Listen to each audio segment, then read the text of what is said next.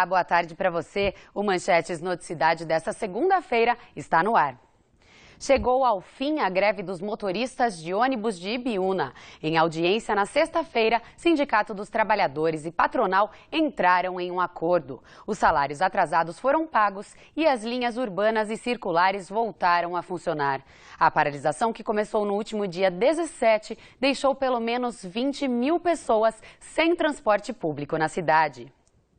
Câmara Municipal de Sorocaba realiza hoje sessão extraordinária para decidir reformas administrativas no Executivo. Entre as mudanças estão a redução do número de secretarias de 21 para 15 e a ampliação dos cargos em comissão exclusivos para os que ingressarem por meio de concurso público.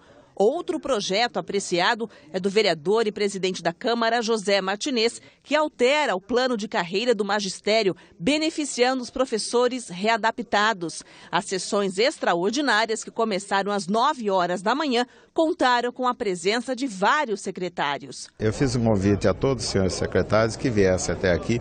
Qualquer dúvida em relação à sua pasta, eles esclareceriam no ato, assim como a vice-prefeita veio, o secretário de governo. O projeto de lei de autoria do Executivo, que altera a estrutura administrativa da Prefeitura de Sorocaba, deve ser finalizado nesta segunda-feira. Representa um número menor de secretarias, e uma agilidade maior dentro do prefeito em relação aos seus subordinados.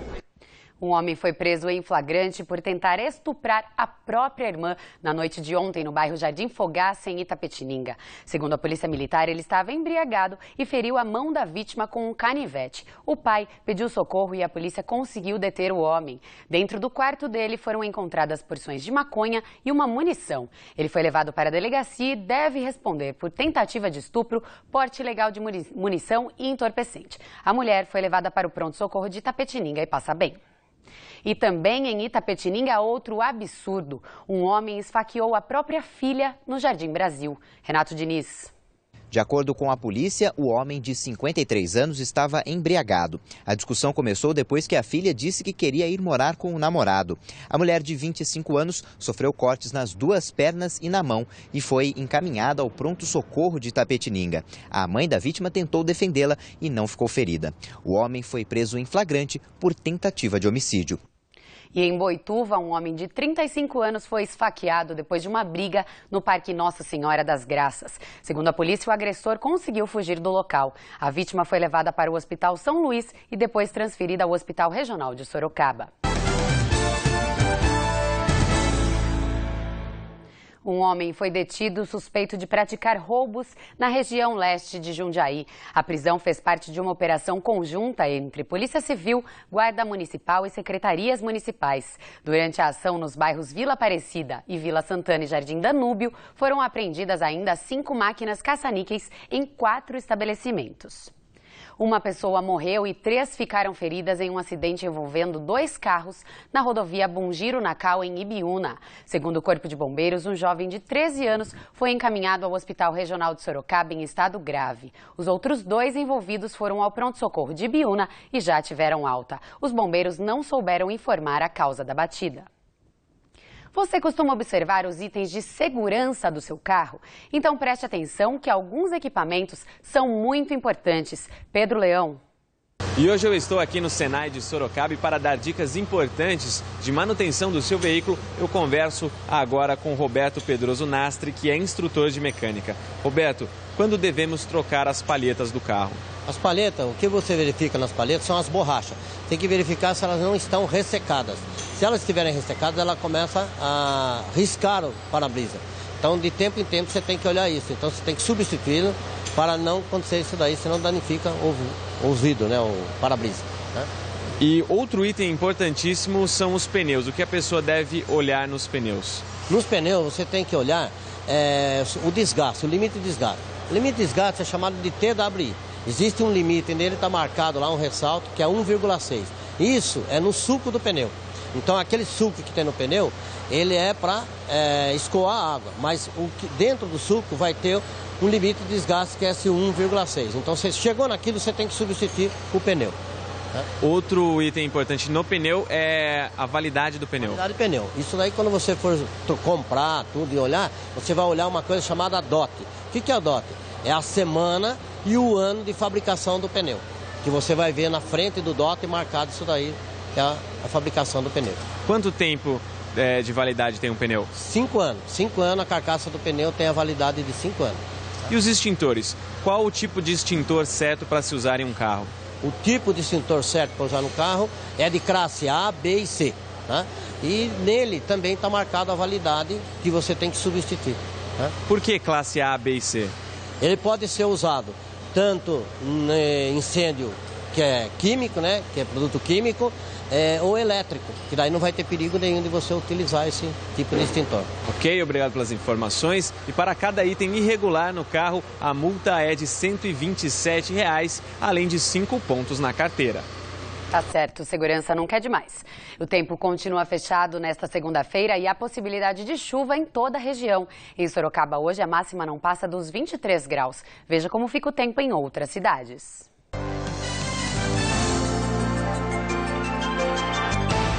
Em São Roque, as temperaturas variam entre 16 e 23 graus. Em Campo Limpo Paulista, a máxima chega aos 26 graus, com mínima de 18 graus.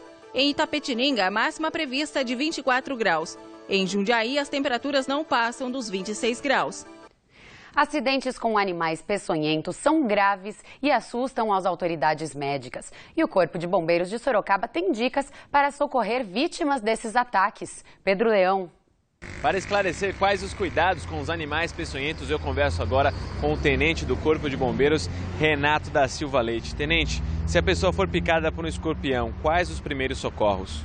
Pessoa que for picada por escorpião, por aranha, por cobras, enfim, qualquer animal peçonhento deve permanecer em repouso até que seja providenciado o seu socorro até o médico.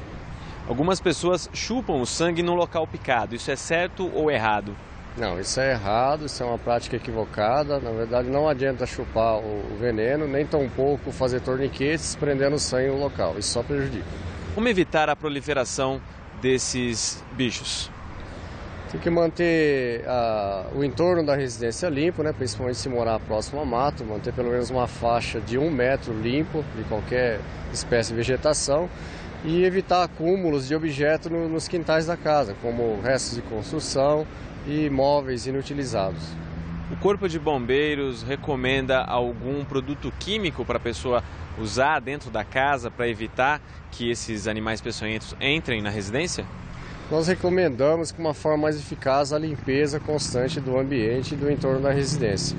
O uso de inseticida ele é paliativo, ele não resolve totalmente o problema, além do risco de intoxicação das pessoas. Ok, muito obrigado pelas informações. Sempre lembrando que o telefone de emergência do Corpo de Bombeiros é o 193. O SESC de Sorocaba oferece de graça aulas de danças circulares. Evelyn Silva conta os detalhes. As aulas são realizadas uma vez por semana e são abertas ao público em geral. Sobre o assunto, eu converso agora com o Lucas Melo, que é instrutor de atividades. Lucas, qual o objetivo das aulas? O objetivo das aulas de danças circulares no SESC é propiciar uma atividade física de dança simples e descomplicada, que é possível para todos, e pertencer a um grupo. Para o pessoal que está em casa entender, o que é dança circular? A dança circular são coreografias tradicionais de diversos povos e algumas coreografias contemporâneas que se caracterizam por movimentos repetidos e uma música fácil, o que permite que essa dança seja dançada por qualquer um. Como participar? Chegar no SESC 30 minutos antes das aulas, que ocorrem nas quintas-feiras às 3 da tarde, na última quinta-feira do mês às 14 horas. Chegando meia hora antes, se inscreve no espaço da aula, que é o espaço de convivência. Tá certo, muito obrigada pelas informações. Lembrando que a programação completa do SESC você encontra no site sescsp.org.br/Sorocaba.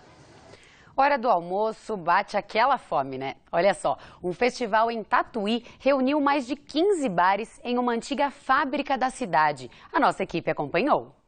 Há 15 anos no ramo de alimentação, Adriana sabe como fazer um aperitivo que agrada ao paladar. Muito amor, muito carinho e gostar do que faz. O estabelecimento participou do Festival de Comida de Boteco de Tatuí. tinha muita coisa.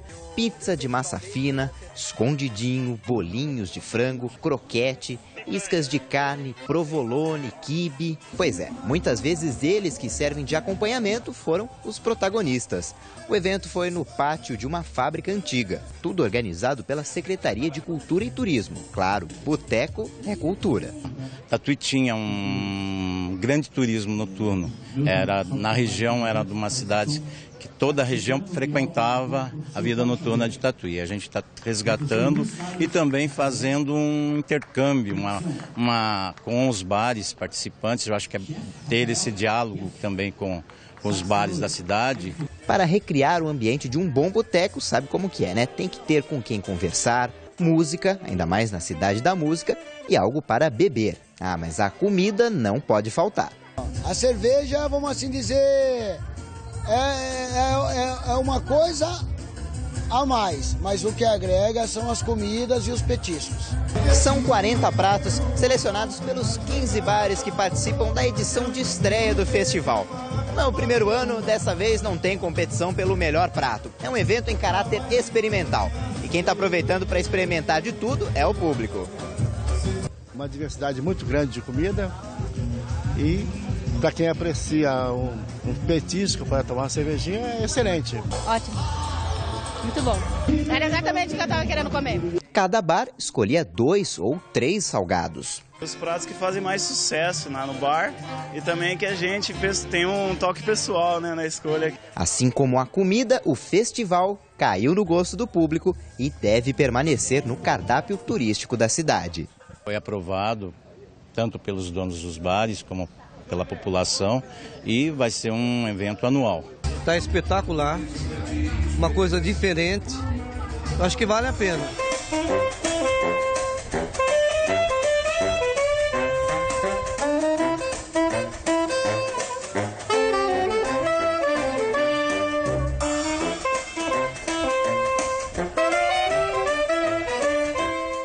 Muito bom.